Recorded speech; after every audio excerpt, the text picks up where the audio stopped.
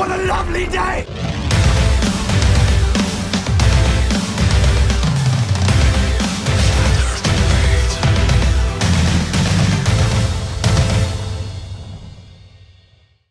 Welcome to Flat Earth Debate Uncut.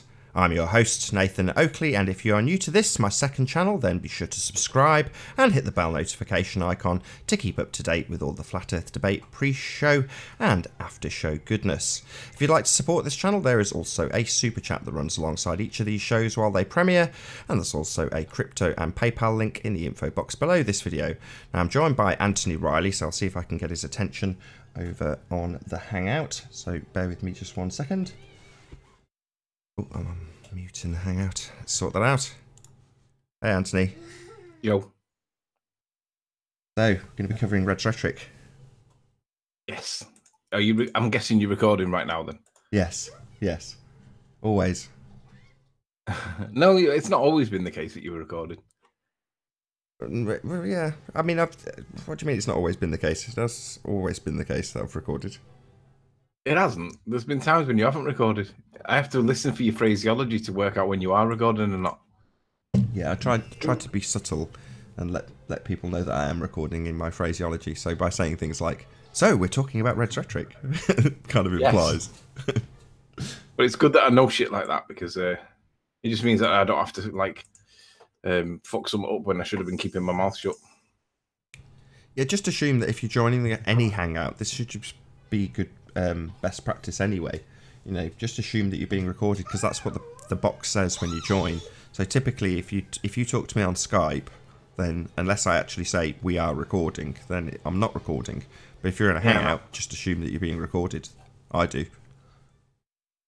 Oh, by the way, George told me that he would join the show more often, but he gets removed by who he believes is Arwen all the time. And he said, that's why I don't bother joining. And I said, nothing to do with the fact that you can't explain Coriolis. He said, I can explain Coriolis. So we had a conversation. But basically what he says is that he feels, and I don't know whether it's true or not, but it's worth just saying to Arwen, don't kick George, even though he is a dick, because he does want to come in and join. And he said he can't come in because every time he gets in, Arwen sees his name and he removes him. Now, it's not me that's kicking him out. If it was, I'd tell you.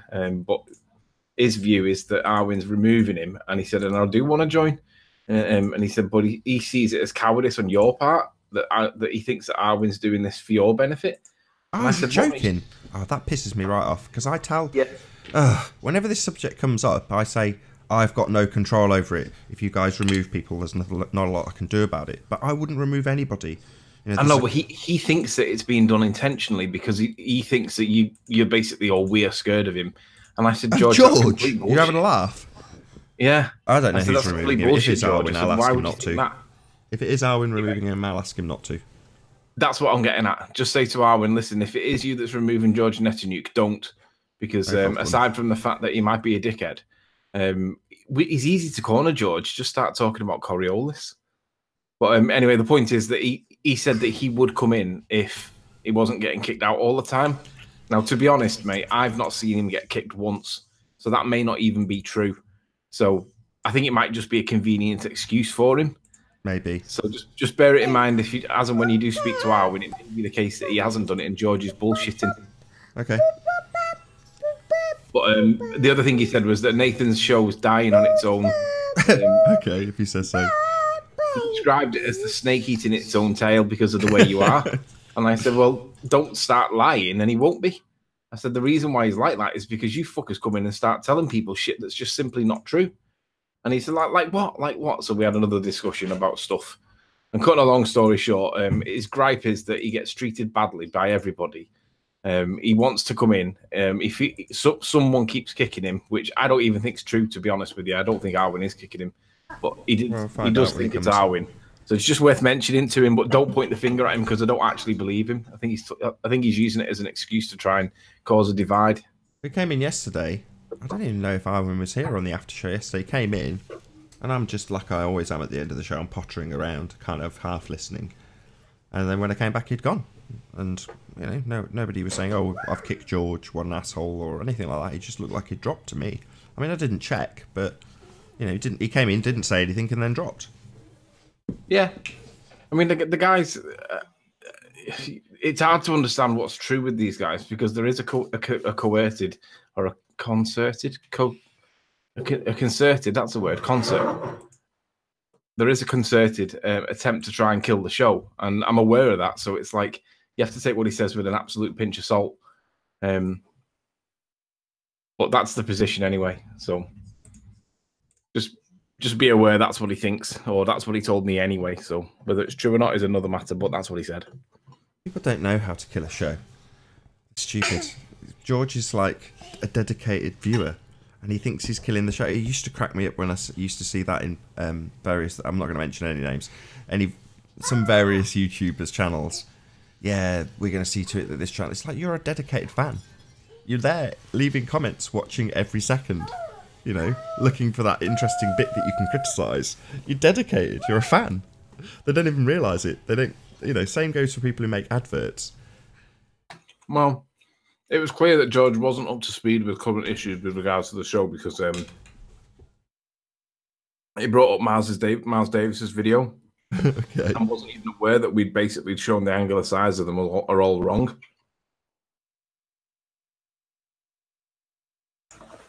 That needs replugging again today. Why is his channel still got all his content on? And why is he not in the pub with me having a beer? They want it to die because it seems, this is coming out of the woodwork now, that they've stuck their head in the sand for the last 6 months, tried to ignore what we're exposing, tried to ignore what we're displaying and showing and working out slowly of our own volition. You know, because they're either sticking their head in the sand or banking on it dying, they don't realise that, no, you're coming out with these crappy model-based proofs still. You know, Rhetoric obviously will get discussed today, but Rhetoric is a case in point. You know, he's literally disappeared and then come back. All right, I thought you'd gone. Okay, well, so nothing's changed then. Great, okay. So what's the score? What's your latest video? Oh, right. So you see a, quote, phenomena, and then you say the cause is Earth curve. So, all right, so back to the same old shit. Presuming your model is the cause of this effect. Right, okay. No, Rhetoric. No. It's time for him to be raped again with his own R value.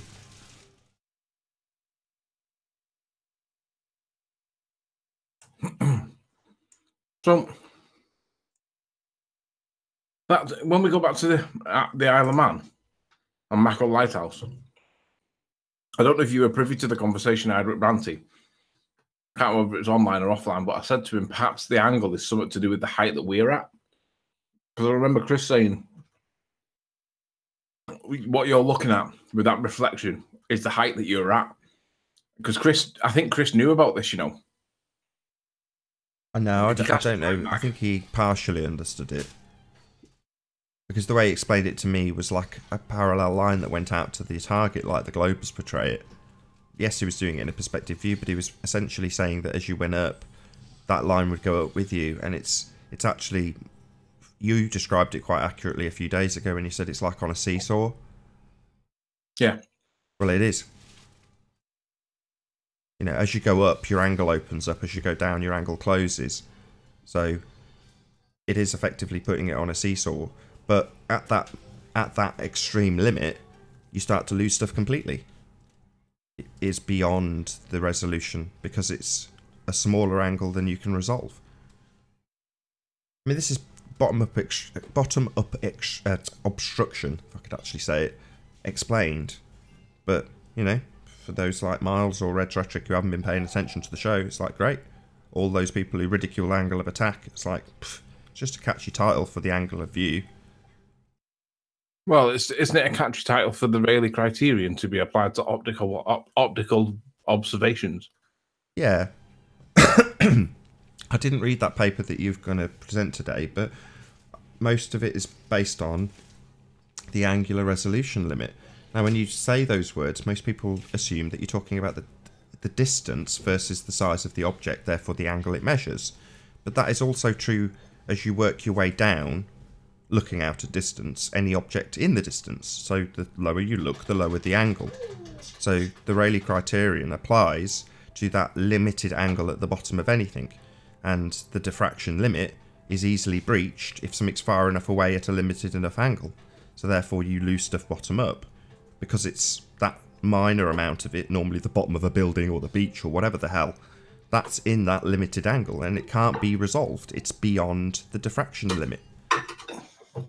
Well, by the way, I'll be free to do the whole show today. That job that's being done later on that we were going after thingy, that's changed this time. So if you do 2 hours, I'll be here for the two hours. If you do one, oh yeah, I will do 2 because I'm starting at 1. I haven't had the courtesy of letting Arwin know this time. Not that it's ever been any different, but it's like, just a reminder, as always, starting at 1, it's a Monday. He's like, yeah, whatever. didn't change his time, but that's what I suggested. I was like, if you want my advice, just do your thing, regardless of what anyone else is doing. Just do it. Don't worry about what anybody else is doing. I don't mind him doing the early bird. It means that he's not in here when at the beginning of the show. Because sometimes I just can't be arsed talking to him. I feel like strangling him. It can be hard work. You know that story that he said about Mark Doxey, about someone attacked him for not being a real flat earther? Yeah. Who was it that attacked him? Do you know? I didn't ask. I just sent him an email saying, are you okay? He sent me a PayPal donation, which I didn't see for like 2-3 days. So then when I saw it, I was like, oh, thanks, Mark. Really appreciate the support. What's the score? You know, obviously there's mutterings about you, and he got back in touch and said, look, Anthony's too aggressive with me. I went to a Flat Earth meetup and there was someone there that was basically telling me, I'm like, I can't remember, I told you the exact phrase he used when I last told you. I can't remember the words, but like a fake Flat Earther or an unreal Flat Earther. I can't remember the phrase, but something derogatory and aggressive. And he was like, well, what gives, you know? I've not been aggressive with him at all. I've been far more aggressive with Arwin. Maybe. Either way, I'm just repeating pretty much, you know, paraphrasing what he said. Say that again. Either way, what? I'm just paraphrasing what he told me. So, you know, regardless of how you view your handling of the gravity with Mark, that's how he viewed it, that you were aggressive about it. Which, you're aggressive about the point. It's not personal. So, you know, I get your side of it, but I get his side too. You know, he saw it as aggressive, and it was, but not towards him personally, towards the point he's making or asserting. Or backing, or whatever, you know. I'm sure he'd probably take umbrage with any of those words, because he'd say, no, I don't, whatever. Well, I don't accept that I was too aggressive with him. I really wasn't. Arwin's took a lot more shit from me than what he has, and if he's going to play the victim card and blame it on me, I'm sorry, but that's his problem. It's not mine. I was respectful to him by virtue of the fact that he's an elder. I class him as an elder. I don't class him as one of us. I see him as he is the generation above us, and I'm not unnecessarily harsh with somebody like that. So I'm not accepting that criticism at all. He wasn't criticising you directly. He was just saying it was a combination of a whole bunch of different things. Say that again. He wasn't specifically blaming you. Far from it, in fact. You know, he was just saying it was at a period while, you know, he's in debate with you, to phrase it differently, and somebody who he's never met before comes and meets him at a meetup and is aggressive with him there, and you know, and etc. etc. But he wasn't specifically pointing the finger at you. Just hang on one sec. I have an unknown call coming in. Oh yeah. Hello.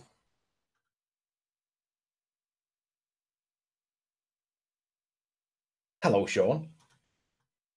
Reasonable. How are you? I'll pop him on mute. Private call. Okay.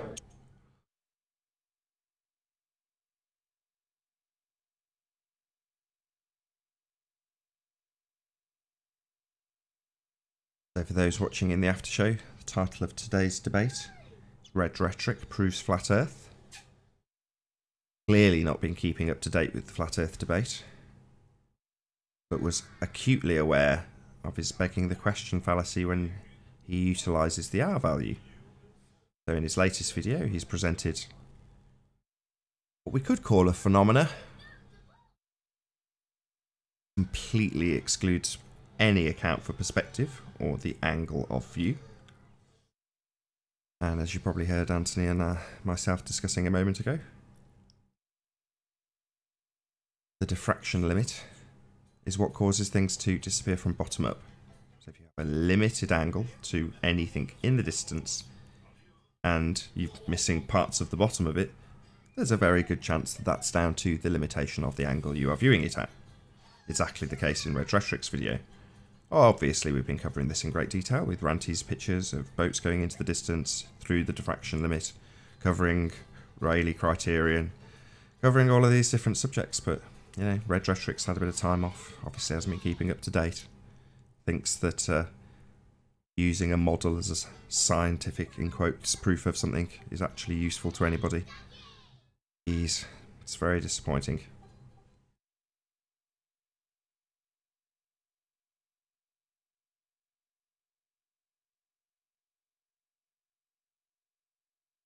There's quite a good crowd in the chat before these shows start, so for those who are watching in Nathan Oakley's audience, my second channel, you can see on screen the people who are in the pre-chat, so there's nothing going on screen for these people in chat, so Pete and Ute and Rune chatting away while there's no show running.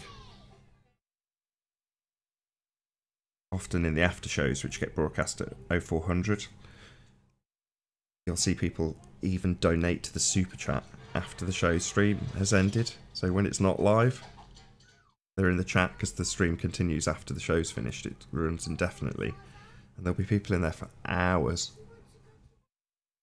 Just like Rune and Ute and Michael chit-chatting away. That said, it is 5 minutes before we start, so hopefully Anthony realises he's on mute and comes off mute.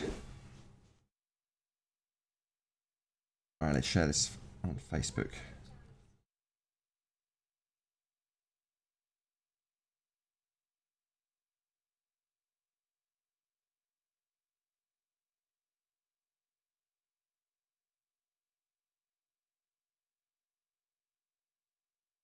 Shared on Facebook and Twitter.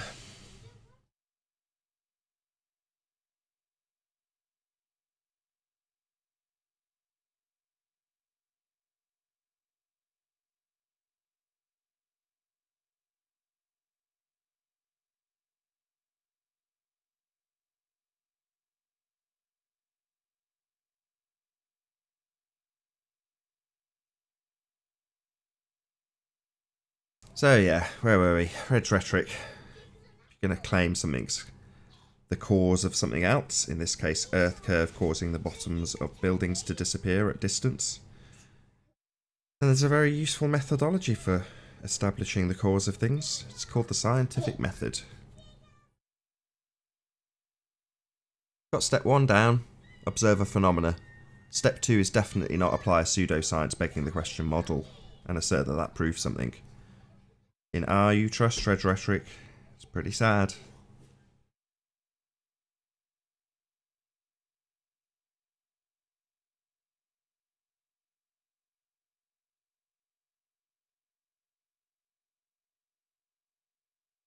If Anthony can hear me. 5 minutes, Anthony.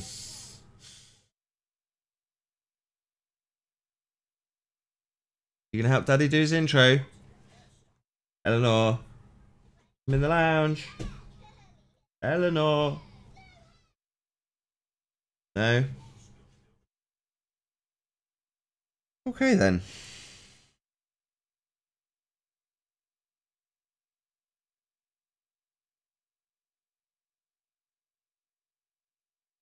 So it seems that the next few battles will be based on denying perspective view, going into an orthographic representation. Just like Miles did, just like that geodetic surveyor Paul did. Remove yourself from the observation. Present a view that nobody's taking. Say that the thing you're measuring in the centre drops. Of course, because the Earth's curved. Nothing to do with perspective, because look at my non-perspective view. I love these globeheads. They do keep us very well amused.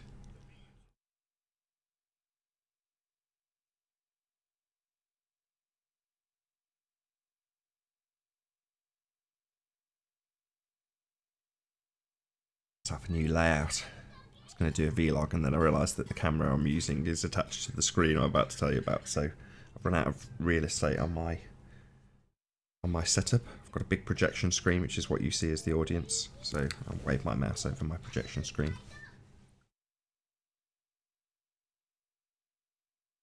That's what you see. And then in the second screen, I've got my desk. I can probably show you this. Look. I'm back. This is my second screen. Will it show up? No. Oh, there we go. My desk and OBS. Our third screen. No, it won't let me show you that. That's a shame. I've plugged in my iPhone and now I've got a third screen. Are you back, Anthony? I've been chatting away to myself. Or technically the audience in the pre-show. Yes, I'm back. Excellent. 2 minutes and we're starting. Okay.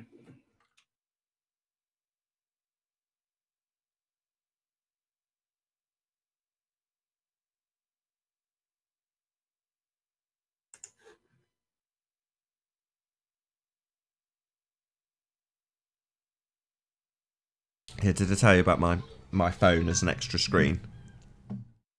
Yes. Really pleased with it. What do you use your phone for? To do what? Well, it's will in time be the iPad instead. So I'll just plug a cable into the USB on the computer, and then it plugs into the side of the phone. But with software at both ends, it's a third monitor, and the iPhone I've got is proper high def, so it's, you know, reasonable in terms of the pixels that it's got to offer.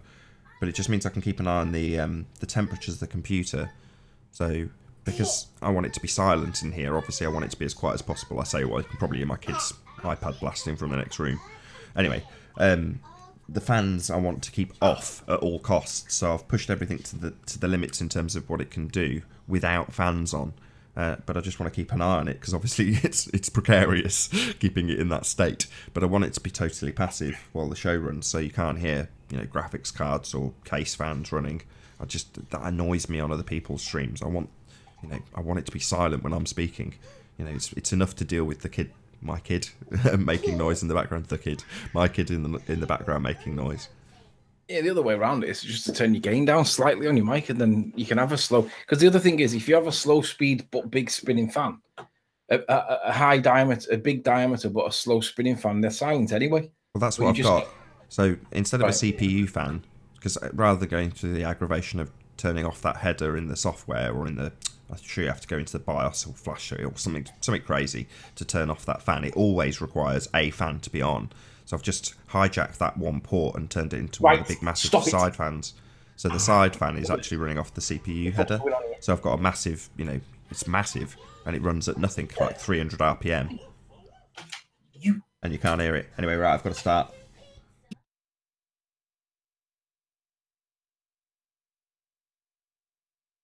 Oh, what a day! What a lovely day!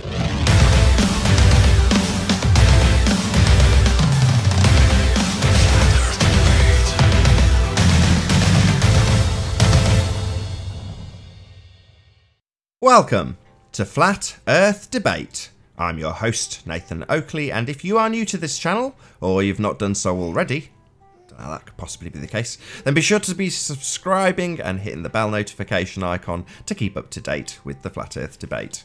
If you'd like to support this channel, there is a super chat that runs alongside each of these shows while they're live, and there's also a PayPal and crypto link in the info box below this video. But most importantly, if you would like to join the discussion, simply mute the page you are currently watching, then click the link in the info box below this video to join the panel and express your views on the shape of the Earth. If you do join, please don't swear. If you do, you'll be ejected, and if you are, please don't try to rejoin the stream using sock accounts. You'll be warmly welcomed back on the next stream. Please also share the show on Facebook and Twitter. Sharing the show obviously increases the live audience, but this in turn increases the chances of a more diverse panel. So please share the show. And one last time, if you're new to the channel, or you've not done so already, be sure to subscribe and hit the bell notification icon to keep up to date with the Flat Earth Debate. Now we are joined by Sleeping Warrior. How are you doing? Yo, yo. Good to have you. I'm liking this Monday morning show or Monday afternoon show. What, because it's that little bit earlier? Yeah. Or was that a dig at Arwin because he's doing his show right now? Is he on? Is he started?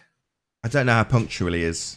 I'm normally setting up at about now rather than actually streaming, but on a Monday, I've said this 1,000 times. Those who watch the show know already. I've got a Spanish lesson that's after the show, so I have to leave a little bit earlier. So the show runs early on a Monday.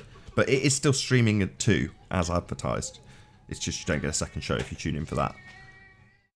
Right, well, he's got early bird show 12, due to start at 12:55, and it's 13:01, and he's not live. He's not live? Oh, no. Dear. That's pretty So shout out to punctuality. Are we on time? I don't know. I'm pretty sure we're on time. I'll try to keep an eye on. 1 minute past 1 and we're live. Yeah. Correct. You know, and there's a notify. You've got to notify this time. Do you know, sometimes I get it, sometimes I don't. You got a notification for this show? I think so, yeah. That's really handy. What with you being on it and all. Yeah. I did actually. I'm pretty sure it will have been. I don't know why. Sometimes I get it, sometimes I don't. Usually I don't get it, but I do sometimes get it. It's just weird. Fair enough. Can you hear that bear in the background? I have 3 dogs, right, but one of them's a bear. The growling on the sofa. Honestly, she's massive compared to the other 2, and they're all meant to be the same. Right, let's rattle through housekeeping. Well, the first question's going to get an elongated answer. So, any signs of curvature? I believe so. Oh, really? You believe so? You believe so? I believe so. There's been another claim from a moron. I think we might have to consider it with some element of critical analysis, Nathan. And once we've got an open panel and what do you call it? A quiet thing, then it means that we're going to get plenty of it. Right. So we Rhetoric has brought a video out. Am I screen sharing? Yes, I am. Yeah. So what he's done is basically he hasn't begged the question on this one. Oh, what yes, he has. Oh, yes, he has. We'll get to that. Yeah. He's not begged the question, right? So he's looking. He's not. Hold on. I've got to. No, you've said it 3 times. He has begged the question. He just hasn't formally put it on screen. His assertion is that the cause of this effect is Earth curve. Oh, right. So what? Assuming that Earth is a sphere and with a radius, you mean? He is absolutely begging the question. He just doesn't formally state it with the mathematics. So what? Yes.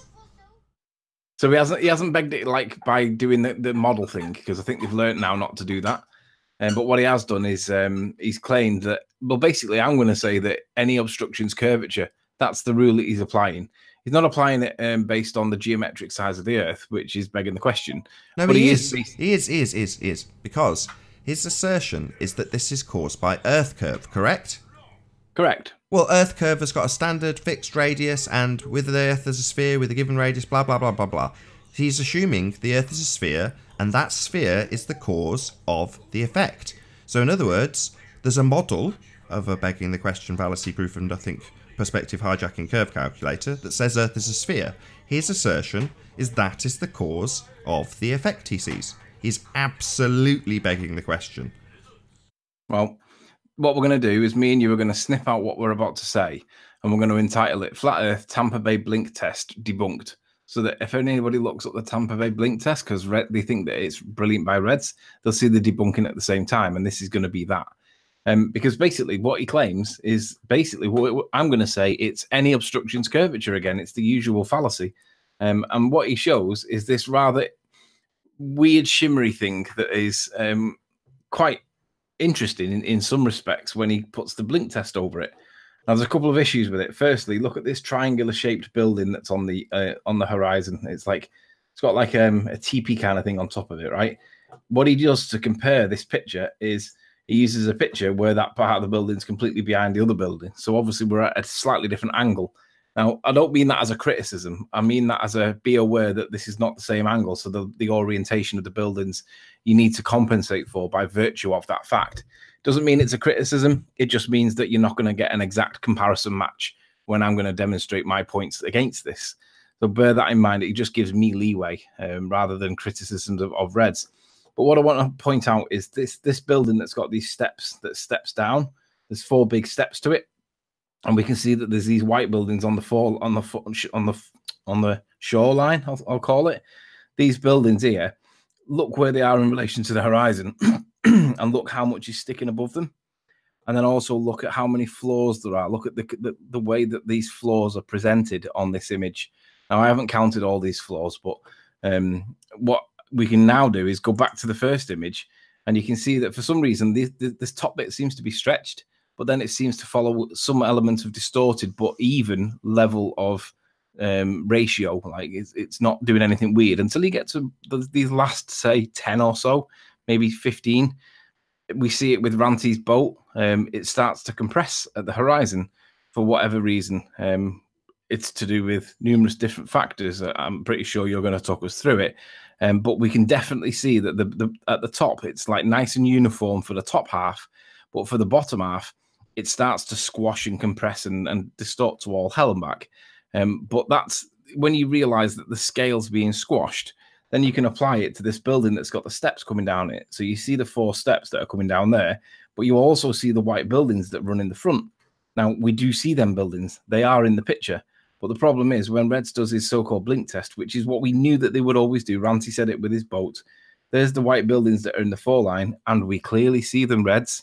So when you put the blink test on and you put your horizon on, which he's done here, look where he's got the horizon. He's got the horizon just below these buildings. But the fact is we see the buildings. So when we go back to the picture, he's got the horizon down here. What he's claiming is that basically we're missing the trees off the very bottom, right? But let's remind ourselves of the distance that he's got. 24 miles away. Well, we know that at 30 miles, Blackpool Tower's gone. And Blackpool Tower is significantly taller than the trees.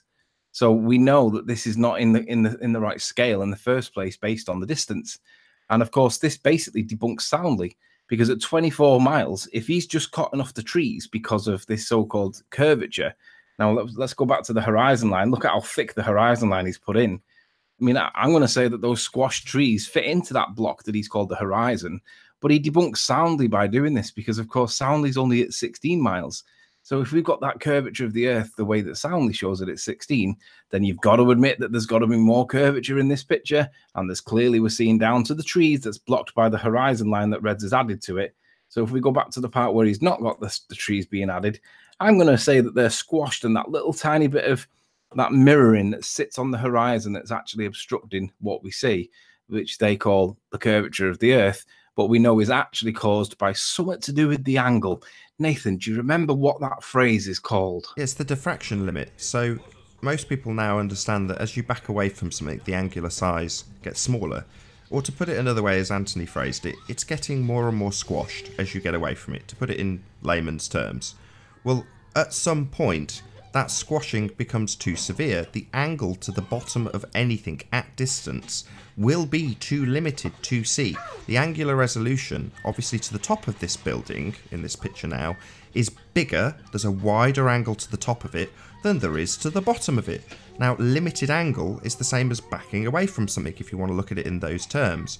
The angle is smaller, so therefore you will reach the diffraction limit at the smallest of angle, which is obviously at the bottom of something. So what I'm now going to do is remind ourselves of what happened with the Isle of Man footage, because this is always going to keep coming up periodically. And basically, when I was at the highest point and I took the picture of the floaty land, and I asked the question, well, what was this land? Because it's supposed to be behind the curve of the Earth. Just knock your phone off, please. When I asked the question about what was the land, and once we established what the land actually was after numerous debates, the challenge was set for me to go back and get the same footage from the beach, because obviously it'd be behind the Earth's curve, right? So I went back to the beach and I got it. So now what you're seeing is the footage from the beach. So I'll move this out the way. But what we notice on this footage compared to the composite is it's squashed. And even Rumpus admits, and I can admit, that when I first started recording this, I didn't actually recognize the land because it wasn't as voluptuous as what it should be. It was very flat. Now, I didn't get why it was at the time, but I realize now in retrospect, looking back, that when Ranty's boat's getting very squashed at the horizon, and we're seeing Red's Rhetoric's building getting very squashed at the horizon, what do you know? When you have these things getting further and further away, you can see that these lines that are all equally distant get squashed. And this could only happen if we're on a flat plane. It can't happen if we're on a ball because things drop behind the curve. So what Reds is actually showing is proof that we're not on a ball, because what he's actually showing is that these things are compressing at the bottom the way we've identified. We now know it's called the Rayleigh criterion for basically things merging into one blur, blending into a blur. That can't happen on a ball. It's supposed to be dropping behind the curve by virtue of the curve. And we know that that's not happening. So when I did my video, Isle of Man from the beach, and we got the same effect as what Ranty did when he's looking over 17 miles up, looking up at Barrow in Finesse, and we're seeing all the buildings, and he dug a hole in the sand and almost put his camera in it kind of thing, then we are seeing the facts that basically we're seeing across a level transit. We are not seeing any effects of curvature. But the problem is you've got people like Red's Rhetoric that claim that this is curvature, and you have stupid people in his chat. Let's read out silently. Very nice shot, Reds. Great seeing conditions come around with winter rolling. Okay, that's not supporting him too much. There we go. Mike the Globetard. Outstanding video. Hard to believe that there's people out there that still can't figure it out. Well, I would say, Mike the Globetard, it's hard to believe that with Nathan's show been drumming on about this for weeks and weeks and weeks, and we're still honing in on our arguments. But I don't know how you can claim that this is, or accept that this is the curvature of the Earth, just because there appears to be a little bit of obstruction at the horizon. Are you simply applying any obstruction's curvature? Because I'm going to call that's exactly what it is. That phrase, any obstruction's curvature, is in essence begging the question. So they're saying, here's something I observe. I've got a model of a globe, therefore the globe is the cause of this. It essentially assumes the outcome. I'm going to say that this proves curve because I've got a model of curve. That's it. They just assume it's curvature that's causing this. Like you say, any obstruction is curvature. Well, yeah. Unfortunately, no. There are things you can refer to, like the Rayleigh criterion, and you can match this up to the angle of view and see that you have a very limited angle at this distance. Now, in his blink test, you've got a really wide angle. You're right next to it. You know, if you don't understand that you've got a wider angle when you're closer to things, then you are thick. You are stupid if you don't get that this is a much wider angle. Yeah, this is a narrow angle, right at the bottom of the most limited angle, surprisingly, because you're at a very large distance. You know, this is perspective. So ignoring all perspective and claiming that it is accountable by your curve model of an Earth is a reification fallacy. To automatically assume that the obstruction is Earth curve is begging the question. So, you know, it's like they've no, you know, we can almost forgive Red. He's disappeared temporarily. Miles, he's got no excuse. We've debunked this. The only way to say that this should be anything like they claim we would claim is to put it into an orthographic view, obviously excluding all perspective elements, which would include the angle of view. We're talking about angular resolution. So has he accounted for angular resolution? Because that's very much in play when you back away from things. The angle gets smaller. Has he talked about that? No, of course not. But when you account for the angle of attack, as Anthony's very kindly put my video on, as you lower and raise, the angle reduces. It's as simple as that. Until something as tiny as this book in the distance is going to absolutely vanish. Because you haven't got a wide enough angle to view it. So if there was buildings behind this, like this bin or whatever it is behind it, you can still see that because you've got a wider angle to it. But the book, like the stuff at the bottom of Red's Rhetoric's video, is going to vanish through an angular limitation. And the other thing is, for those that think that this floor's got a curve to it, or that it's not level in some way, let's just remind people that it's actually this is actually happening before the camera hits rock bottom. The book's now left the building. However, when we carry on the film, it goes down significantly further afterwards. All right, maybe it's not that much afterwards, but it still continues to go down. And that's before it gets to the floor. So it's not even about the floor. It is to do with the angle. And the best thing is, when you search for the phrase Rayleigh criterion, there's a bit of maths in there, Reds. And if maths is reality, then it has to match reality. And, well, we can see that, well, I don't know about the maths matching reality. I haven't really looked at the maths, but my point is that there's a bit of maths in there for you guys to consider and chew over. So before you go preaching that it's the curvature of the Earth, perhaps you want to have a look at that maths, because that maths isn't going to really support your position. And what was the other point? Just one more thing to add. I mean, basically, there is the angle of attack to consider. Now, people can laugh about the angle of attack terminology. I couldn't give a crap. It's just a catchy title to describe the angle you are viewing something at. Hold on a sec. Whilst I think Travis's channel is... I'll just try once more. See if it's because I'm talking to you. She wants me to pay attention to her. What's Travis's channel called? The Plain Truth. Travis had a really good... So did what's his name? Plain Truth and Jose. They both did their floor test with their light, and I don't think they both realised the strength of what their evidence actually is. So let's show what Travis shows here. Travis does the supermarket floor because we were criticised because the floor wasn't a supermarket floor because they're dead flat, definitely not curved.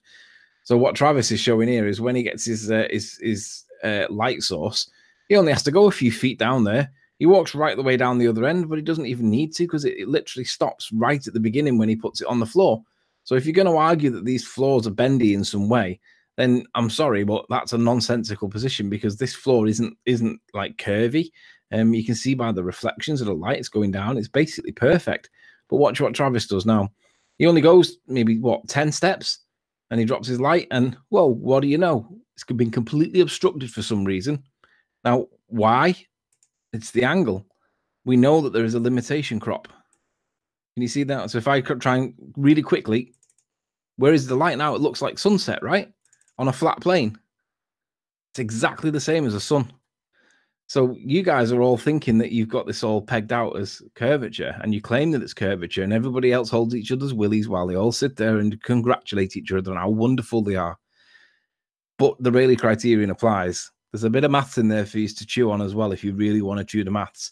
But we can demonstrate that it's not the curvature of the earth that's causing it, and Travis is doing it right now. Jose does it as well, and basically loads of people have repeated this observation, and we can clearly see that things get obstructed from the bottom up on a flat plane. So it's like, not the curvature of the earth, guys. The only way you guys are going to show curvature of the earth is to show the curvature of the earth, because we can explain this on a level plane without any curves whatsoever, and it's not just a blank carte blanche blanket of any obstruction will do. It's called the Rayleigh criterion. Bit of maths in there for you to chew on. Have a nice day. I mean, these people must appreciate that when they're dealing with the comparison between something in the near foreground, a picture of some buildings, versus something in the far distance, that they're dealing with something at a very different angle. We're discussing things and their angular size, their angular resolution, the diffraction limit of the camera. That's what we're discussing. And yet these assholes put us back into an orthographic view and ignore it completely and do blink tests that are completely different angular resolutions of the things that they're comparing. Is Red's thick? I mean, is he actually stupid? We're dealing with photography. Angles are everything. And you're ignoring that. You stupid moron. Red, you're thick. I'm telling you, this is Nathan Oakley telling Red's Rhetoric he's stupid. He's dealing with photography and he doesn't understand that you need to assess the angles of things. You're thick, Red. That's me telling you you're stupid. If you ever come on here, first thing I'll do is I'll insert R anally. That's what I'll do. Ram R up your arse. Because to assert that the cause of this is your model is just an absolute outrage. Especially when you ignore every element of perspective, angular size, diffraction limit, all the things we've been discussing. While you just do a blink test on something with a much wider angle. You're an idiot. You are stupid. And here we have another example, just one of many that people have repeated. We have Jose Gonzalez, and obviously his shoes disappeared as he was walking away. And I'll be honest, it defies all logic for me. It's not logic and it's not reasonable that on a flat plane that things can disappear from the bottom up. But when he puts his light source down there, boosh, where's the light gone? Now, obviously, he's further away, but that's the sunset. That is sunset literally right before your very eyes on a flat plane as the angle gets basically like that. For whatever reason, there's a flash, boosh, exactly the way we see it. And it's like, on a flat plane. So, are you guys going to still maintain that basically, you can't argue that we can't explain sunsets, and you can't argue that any obstruction is curvature, but you still do it. And it's just not acceptable. I hope people that are in chat now realize because, well, basically the conciseness of this point that was just made there destroys their whole paradigm, because for years they've been saying, explain sunsets, explain sunsets. Bear with me a second, Anthony. Sorry, yes, Red Pill Philosophy. It might be that you need to refresh your page if you want to join. There's a link in the info box, but refresh first. It might be that you've just not got the fresh link. Sorry, carry on, Anthony. I just want to remind people in chat right now, if this is the first time you've seen this, or even if it's the 10th time, sunsets are now explained on a flat plane, and obviously any obstruction's curvature is actually the Rayleigh criterion.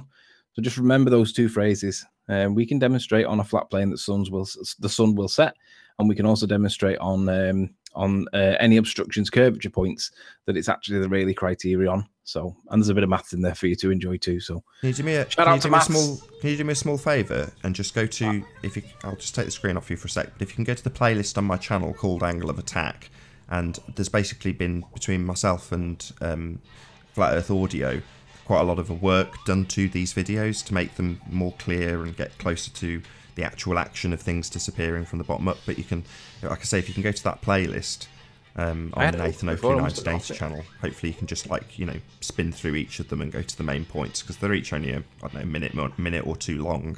Here we go. So starting with me. Hi, Chris. Hey, can you guys hear me? Yeah. Hey, what's up? Sky. Hey, can you guys hear me? Yeah, we can hear you. Can you hear us? Haunted House. Yeah, I can hear you guys.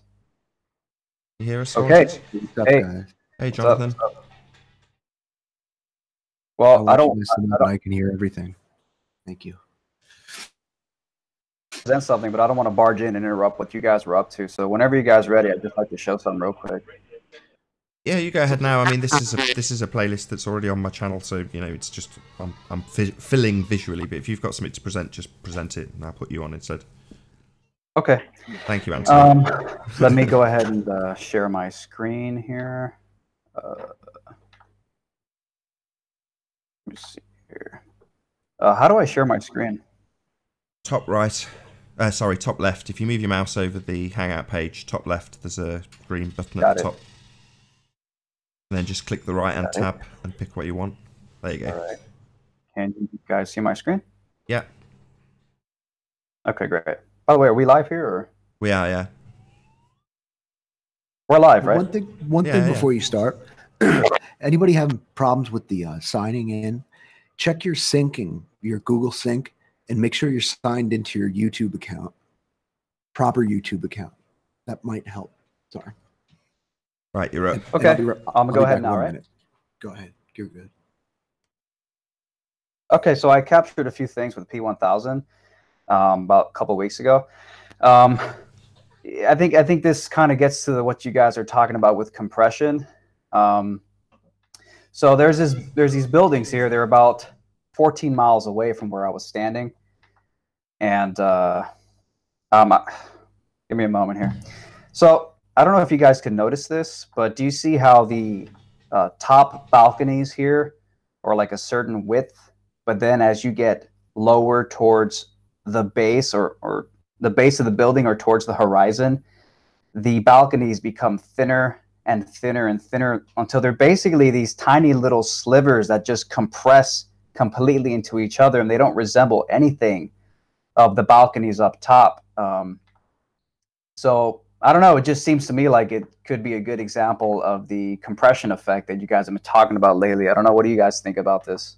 Absolutely. As you work your way down the building, the angle becomes more limited, and therefore you get a similar effect to backing away from it, i.e. it gets smaller, more squashed. Well, I was trying to explain this to Anthony earlier this morning. I was like, well, if you explain to somebody that as you back away, the angle gets smaller, yeah, i.e. you're seeing it physically get smaller, and it's not caused by the angle getting smaller, but that's the net effect. You back away, something gets smaller in the distance, the angle, the angular resolution, the size of it is less. Well, as you look down something that's in the distance, like this building, the further down you look at this building, the more limited the angle of view becomes, which effectively does the same thing as backing away from it, makes it smaller, squashes it more. So you've got the top of the building with a nice wide angle, or wider angle. This is at, whatever, what did you say? It was about 15 miles? 14. 14 miles. So it's a huge distance. So it's not like you've got a wide angle to it, but you've got a wider angle at the top than you have at the bottom. So there is a angular limitation at the bottom. Therefore, same effect as backing away, it's more squashed. So that's where these... Right. If you had a, 5-foot wave, you'd lose 3 stories.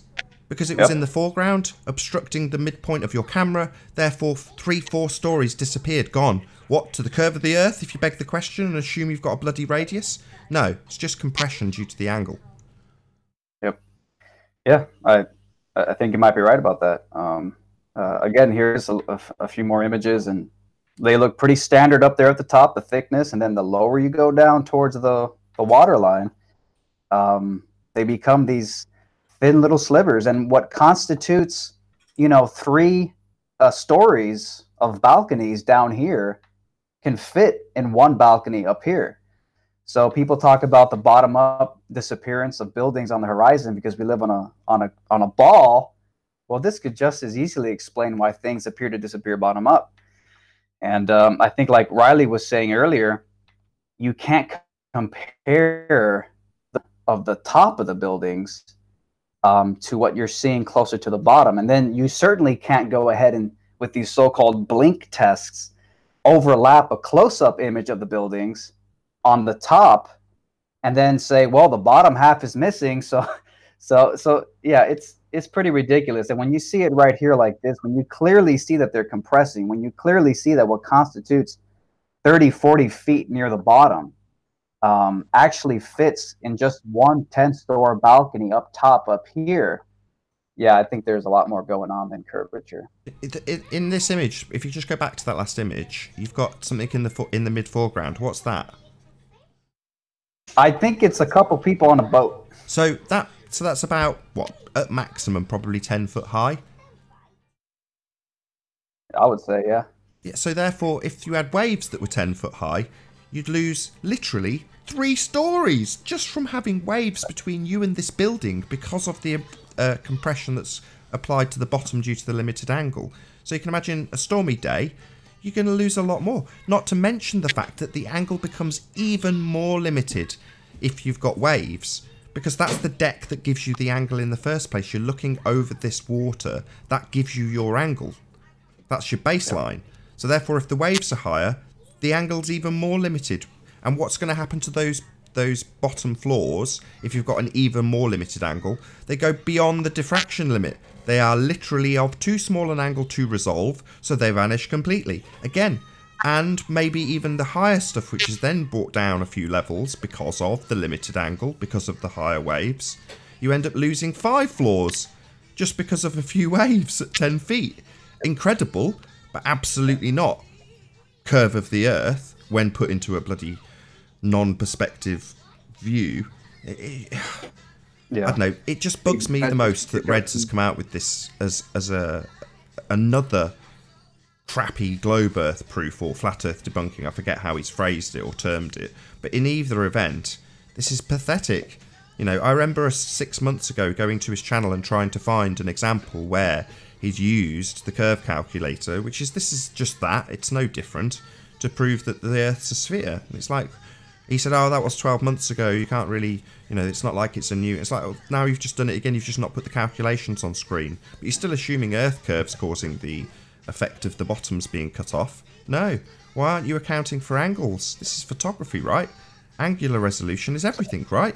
Surely you should be accounting for this unless you're a thicko.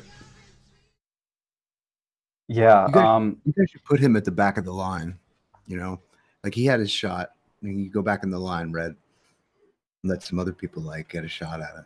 Yeah, just go back to the dregs. Want to see some really good footage of someone trying to debunk us? He puts out a really clean, well-edited video that's super duper crisp. He's got like a $3,000 camera. He's failing to debunk us. However, he does have some nice footage of the horizon. Talking of nice footage, before we move on and brush past it, Chris, that footage of that building, absolutely sublime. Yeah, I was shocked when I captured it, and I think the reason it... Yeah.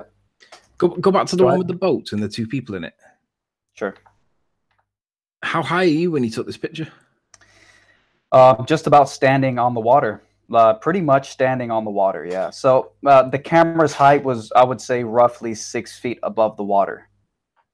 So I'm wondering whether or not them people, given that they're on obviously a small boat of some kind, it looks like it's... Well, it looks like they're not... Are they stood on that? But I'm just wondering, should they be behind the curve at that distance? Because they're obviously very small and you zoomed in. I would suspect you probably couldn't even see them. Yeah, well, I don't know how tall they are. I don't know if they're standing or not, but you guys are aware. I kind of see what you're saying. Yeah. Reto, you had this observation on your page like a week ago or something like that, right? A little while ago. Yeah, I put it up like about a week or two ago, week and a half. Yeah, I did see this. This is good stuff. What was your gut reaction when you first? What was your gut reaction when you first saw it, Chris? You know, I don't remember because I literally was going out there with the P1000 like pretty much like for 7 days in a row, just capturing footage, different conditions, different times of the day. Literally every time I went out there, you see something different. Sometimes the bottom half of the buildings, this very building actually, one morning completely not even existed. You can only see these little towers up here that stick out the top, but the bottom 75% of the buildings were literally hidden. I guess it was hidden by that mirroring effect that you know, we've seen Ranty talk about a million times. So I just saw so many different things. But if you're talking, what are you talking about exactly? The compression effect near the bottoms? Yeah. The fact that you're seeing this stuff compressed. What was your gut reaction? Did you notice it straight away? And if you did, what did you think? No, I don't think I noticed it straight away. I might have noticed it afterwards when I was looking at the footage. But I listen to your guys' show regularly, so I've heard literally around the time that I captured this footage with the buildings with the compression was around the time that you guys were hammering compression really big and also talking about the whole angular resolution. And you guys also, you and Ranty, Nathan and Ranty, you guys did like a little demonstration about, you know, the angular resolution limit and all that stuff. So it was another example of great timing. That seems to happen a lot with this whole flat Earth stuff. Timing is things always seem to come together at the right time. But you know, if I hadn't been listening to the Nathan Oakley show here and what you guys talk about, I probably wouldn't have even noticed the compression. You know, but it's because I at least had an ear open for it that I took note. And then I'm like, well, wait a minute. If it's compressing near the base, and it's merging into the horizon, it appears to be, then could that be the so-called bottom-up disappearance that's supposed to happen on a globe? And apparently, there's a good explanation for what's causing this, and it's not curvature. So. Well, whilst you were trying to join, I showed a couple of videos from Travis and Jose Gonzalez. Did you see them with the lights on the supermarket floor? Yeah, I saw those when you guys posted them a while ago. Yeah, so if we can get a little LED light on a phone to disappear at the other end, well, not even, it was like with Travis, it was like 10 feet away. If you can get a light to disappear after just 10 feet, it defies all logic, right? Logic and reason are out the window because logically and reasonably it shouldn't do it. But for some reason it does do it, and it has to be caused by the angle. And if you apply that over 30 miles, 20 miles, 10 miles, then you are going to see a little bit of that thing being cut off. And it's like, whatever, it doesn't support logic and reason. But ultimately, we're showing this day in, day out, and it's still being punted by ballers as proof of Earth curve, and it's just not. Sorry, what defies logic and reason? The fact that with Travis, when I showed Travis just walk 10 steps down the supermarket floor, and then he put his light on the floor, logically and reasonably, the light's not going to disappear, but it did. But there is a logical and reasonable explanation for it. So you would concede that without knowing about Rayleigh criterion, though, you're not going to logically and reasonably conclude that it would disappear after just 10 feet. Well, no, but you can give a logical explanation, i.e. if you have that light and you back away far enough, eventually the angular size of that light will reduce so much that it will vanish. Well, the same applies if you lower the light closer to a flat surface, then your angle to that light is reduced as it lowers. And the same thing happens. It disappears through a limitation of the angle. So to me, it does make perfect logical sense. Well, it makes perfect and logical sense, but only if you've been made aware that the Rayleigh criterion applies. If you didn't know that existed, then you're going to think that might be that obstruction may well be the curve of the Earth. So it requires the prerequisite knowledge that there is an explanation for it, and there's a bit of maths that goes with it if you really want to look into the maths. But without knowing that, Nathan, it isn't logical or reasonable to think that a light would disappear after just 10, 12 feet on a supermarket floor when you put it on the floor. Logically and reasonably, you've got a direct line of sight to it. Have you got Travis's version up? Because I slowed his down so you could actually see the light split into two before it disappeared. I don't know if you No, can I hear- don't have it up. Should I undo my screen share? It's all right. I think Anthony's got that particular playlist actually up on his screen already. All right, Anthony. I'm just gonna go back to Travis's. I think I do have it here. There we It's go. gone- I've just gone Your past screen's it. gone black actually for some reason. Doesn't let me want to. Yeah, it's alright. I'm not screen sharing yet. Oh, okay. I got cool water ready whenever you guys are ready. It's all lined up. It's the wonder of like 45 megapixel DSLR. Chris, you took that with the P1000?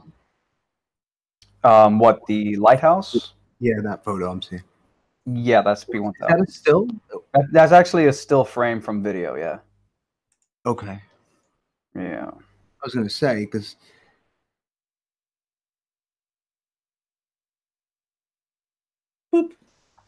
you know, we're looking down when we look forward. Like, even if it's just a little bit, because our eyes are where that, you know, like we see in like a pie shaped configuration, like conical. I think that cone, well, obviously the cone starts with our eyes, but even if it's 6 feet, we're always going to get the ramp effect. Like when I was a kid, that like really threw me for a loop because it looked like a wall. It looked vertical. When I realized it's really indistinguishable. But when you prime people and tell them that the end justifies the means, stop thinking about it. Yeah, Jonathan, when you're, you are when you're literally, eliminating curvature, like most people do. So, you're literally seeing our sun will set. Not the fact that the sun's going down, but as it gets to the horizon because it's traveling away from us, boosh! All of a sudden, it seems to lose itself, and it's to do with the angle, and it's to do with that Rayleigh criteria, the application of the Rayleigh criterion. So sunsets are explained on a flat Earth now, thanks to Travis, thanks to Jose, thanks to Miles Delia Davis, and all the other people that have tried it. There's loads of people that have done it and validated it and got the same results.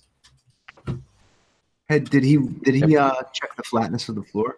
I love doing that stuff. There's a company called Starrett, right? They're the best. They make the best levels and gauges in the industry, and they use light when they check their like tri-squares. They put them together, and if there's any light showing behind, real strict like hardness tables, flatness tables. Like if you ever done like metal work, like granite can sometimes be the flattest, but when they start going into like the 10,000ths of an inch, I guess that's where laser can like pick it up. But if you guys want to see some crisp beach footage, I don't know if its screen share is available right now. You know, Yeah, let me even see, before see if I have to the undo my people, share here. even before people We're good. floor I see experiment, convinced Hey, his John. work was really Rod Skiba when he did that experiment with the lens on his table. Hey, That one's the Cinewad, one that hold on got a me. second. Chocolate. Hey, Cinewad, is it? This is Sandy Hook in New Jersey. This guy is he's trying to be scientific, yet I guess he didn't realize that when you set out to disprove something, you just lost all scientific qualities. Because the like the Terminator, the scientific nator doesn't care about flat or globe. He goes straight for the evidence. And that's what matters. And then he moves on to the next one. Like you can't be scientific if you're looking for an outcome. So I just think that he did a good job on the video. And when he gets to the boat in the distance, I think it might be the clearest shot I've seen so far. So I'm just going to get straight to it. And it's in 1440, so it might shutter a little bit. John, can you go back Yeah. to that side elevation that he put on about 4 minutes in? He said this is what it should look like on a flat plane. Bit further back. Yeah, go on. Yeah, that was it then. You had it. It's about 4 minutes in.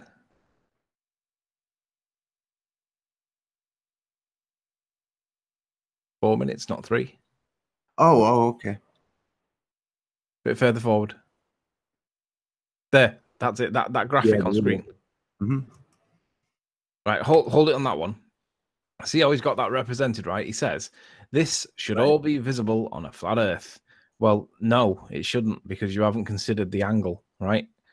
Nathan, this is what Miles Delia Davis did. Yeah, this is the your purple typical... is flat on the bottom. That's not supposed to be right. It's the orthographic review that's the problem. It's representing it where you maintain the physical sizes of things. So this guy on the left is representing the same size he would be if he stood next to that building and just walked across to it. So in this depiction, as he walks across from left to right, the building stays the same size, right? He's walking up to it. But that's not what you get if you're looking through that camera. If you walk from left to right with the view of the camera, the building gets bigger as you walk closer to it. But that's never represented in an orthographic representation. That building's not going to change a smegging bit as you move closer in this depiction. Doesn't matter where you put that camera with the guy, the building remains the same size, right? Well, no. The angular size changes as you get nearer and further. Obviously, your angle to the bottom of it will change. How close you are to the diffraction limit depends on your distance. So the bottom of this building will vanish from the bottom up if you get far away from it, because you've got a much more limited angle, none of which is accounted for in an orthographic representation like this. They're all going to have this slapped around their face. All of them. You know, they're not going to get away. This is the only way they can get away from the perspective that they are hijacking, is to put it in this view. And I'm tired of it. Oi, retard, that you've used this view makes you a perspective-denying idiot. You don't understand that when you're photographing something, the angles need to be taken into consideration, and this view removes the angles. It's not just that, though. It's the failure to identify the Rayleigh criterion with regards to that limitation of the angle, because there is a limitation on the camera. Before all that, though, his intent is just wrong. You know, he's not trying to learn something right now. When you're learning something, what do you do in class? You ask the teacher questions. This guy's trying to do something, and he wants to do it right. I won't allow a video of mine to go on. If I'm going to try and like assert something, it's either not going up or I'm going to get it right. Or else, why am I wasting everybody's time? But he should have asked more questions to get it checked out. So that just shows his degree of quality, his standards. You know, he thinks he's okay because he's got like $10,000 worth of gear, so that justifies. But one thing I learned about photography has nothing to do with cameras. Oh, I don't know about that. But I'll tell you what's really worth considering doing. We should flat smack his channel and say, you need to learn what actually should be demonstrated on a flat plane. If you're not aware of what the flat plane would do, go and check out Nathan Oakley's channel, because that's where the answer is. Well, I mean, what a shame for a guy who to go forth, you know, to put the effort into it. And when he gets his reply, to not want to work with us on this.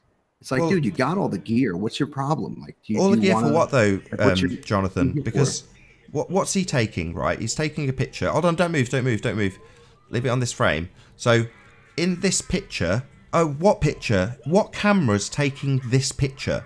Oh, no camera took this picture. So, he's never had this view of this observation. No one's ever taking this picture. It's always, apparently, a depiction of the picture being taken. So why do we need this view? Oh, right, to misrepresent what we should see on a flat plane by removing perspective. Okay, so no one's taken that view then. Go and get us that view. Go and get us that angle of the observation being taken. Let's have a look what that shows. Does that show us a curve? Oh, shock horror, no, it doesn't. Right. It's gonna be really hard to do any kind of proving, disproving when your medium is digital media. You know, because after all, if we can't prove it with our own facility, like our bodies standing, really not even necessary at the end of the day. But what we've been dealt, well, it's so ridiculous what we've been handed. Sphere ball. It's going to change. It's going to be a couple of years, but all right, buddy, get on with it.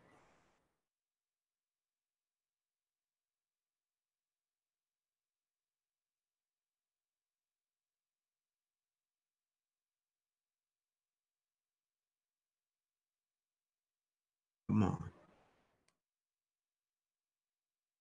Okay, so the next few clips that are going to get displayed on screen are basically viewer clips angle of attack videos where they've just basically raised and lowered their camera. So in the case of this video, it's What About Bob? If you watch the legs on his, I think it's a pool table, I'm not 100% sure, but you see them vanish as the camera angle lowers. Let me stop sharing. Why? Because of a limited angle of view. Very simple stuff. But each of these are about, I don't know, 60 seconds, maybe a minute and a half, 2 minutes long. Series of videos on my channel called Angle of Attack. The playlist is called. So I'm just going to let that play out in the background if you don't mind. Well, whilst that's playing out in the background, I think I want to remind folk about the current issue with Jesse Kozlowski and Chris Van Matre. Basically, Chris Van Matre had been over at the conference. What's happened is Chris Van Matre and Jesse Kozlowski had a hangout maybe 2 weeks ago. And in that hangout, Chris said to Jesse, there's something here that you're not aware of. I want you to go and test it. And a week later, he's done the test and he wanted to have the hangout with, what's his face, Chris. But the problem was Chris was at FEC. And because he was at the conference, he wasn't able to physically be there.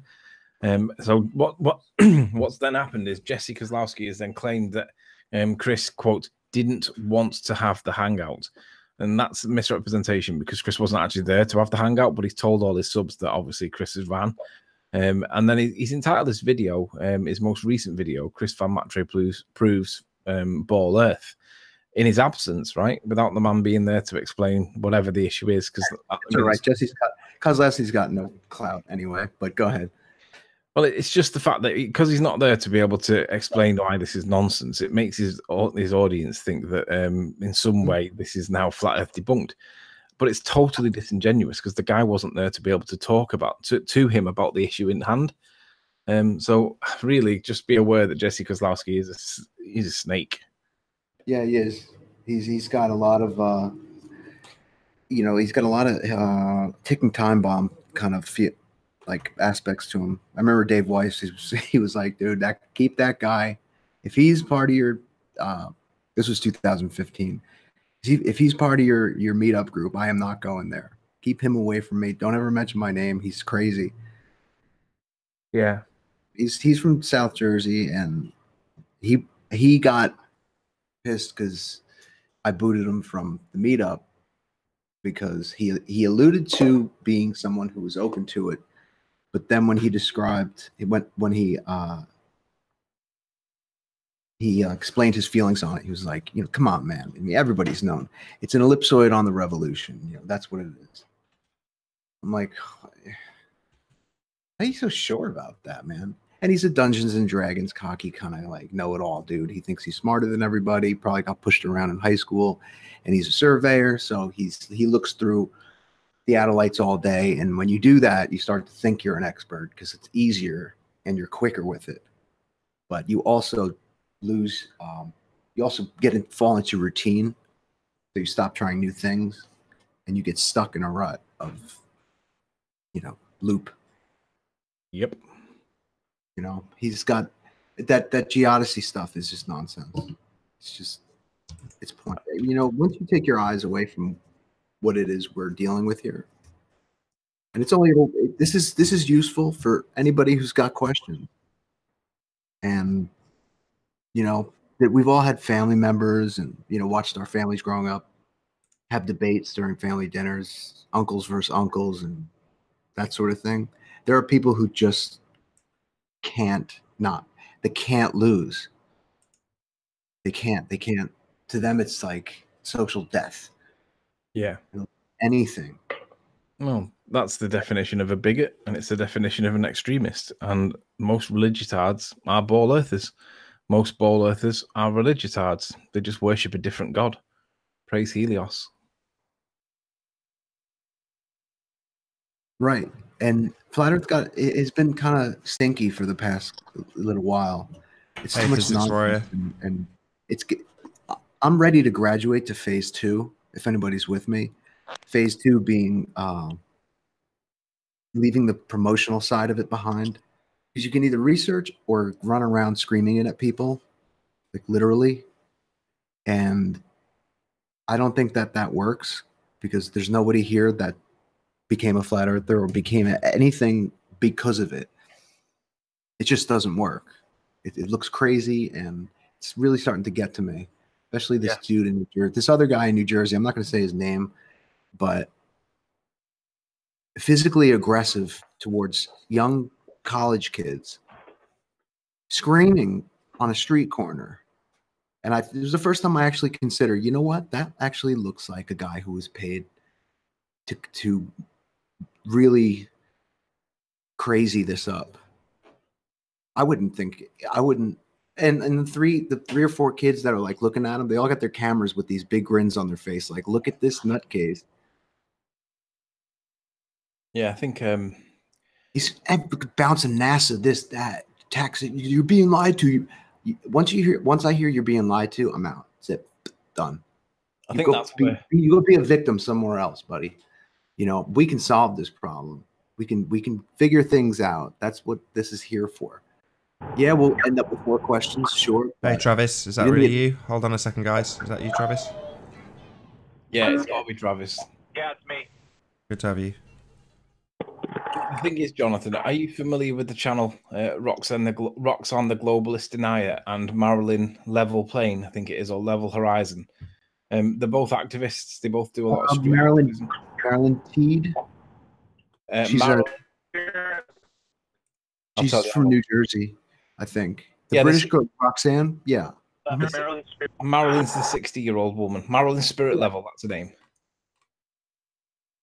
Yeah, I think she's from Hope, New Jersey. I'm not into her vibe at all. She's with that Zoom Truth guy, and he's got to go in my book. I don't know about Zoom Truth, but I've seen some of her work on the streets and with the school, the governors, the board of governors. Oh, really? Yeah, she was flat smacking them in the governor's meeting for the school, and I think that's fab. And I did see that. That was weird. That was a cringe fest. The one where they're I love that. That's good news, Riley. I didn't know about that. Yeah, I don't know how I felt about that. I don't know. Well, I mean, what did that do?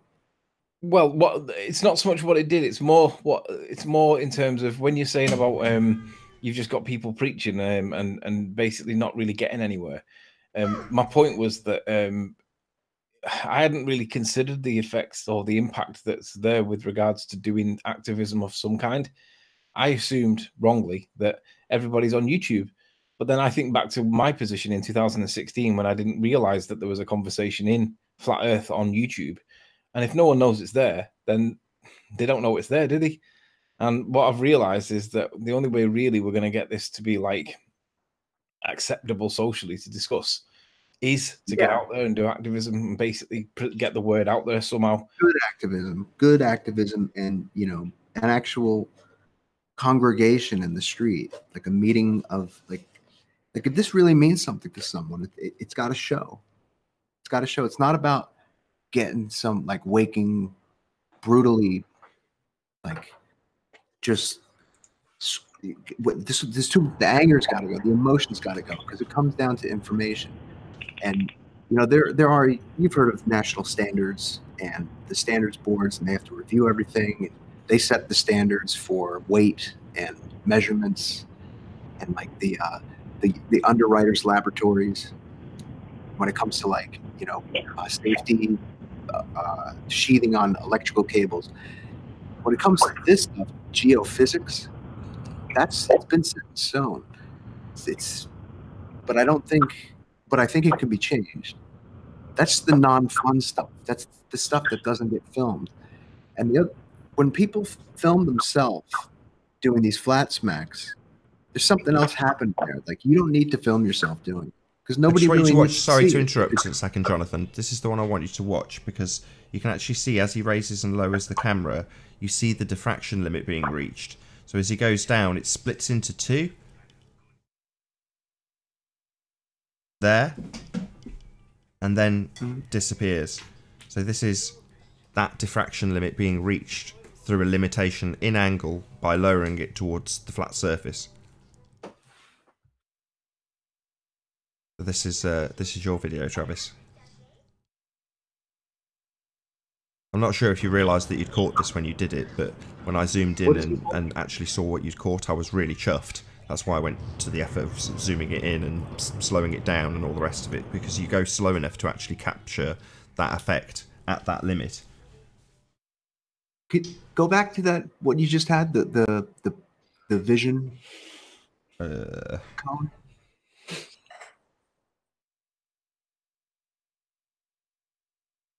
I think it's included in this one actually. This next video includes the best ones. So Ranty's, this one's Al K, and also Travis with his diffraction limit being reached. There you go. This is the angle, the limitation of that angle. There you go. You can see the light splitting in half. Same with the sun at that limited angle. And I think that was a Ranty capture of the sun.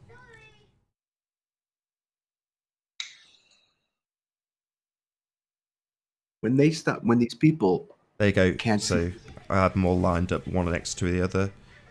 Again, in the thumbnail for that particular video, it shows Travis's light all split up with separate thumbnails. Anyway. Well, how do you feel about what that little pie, that little chart shows? It's showing that there's more angle upwards. Hello. I think our sight is 45 degree vertically. Left and right, it's I think 120 degrees. I'm not sure about it. I'm gonna look it up real fast. And with that, I'm going to say first and foremost a huge, massive, enormous thank you to all of the debating panel for making this debate possible, and of course a massive thank you to all of the live audience for tuning in and hopefully sharing this debate. If you missed this show, then it will replay after the next show finishes, so if you're tuning in only for the second show live, then be sure to subscribe to Nathan Oakley channel. There's the link in the info box below this video where you can catch the uncut premieres and the after shows which broadcast at 0400 UK time. I've been Nathan Oakley, and I'll see you all in the next video. Oh, what a day! What a lovely day!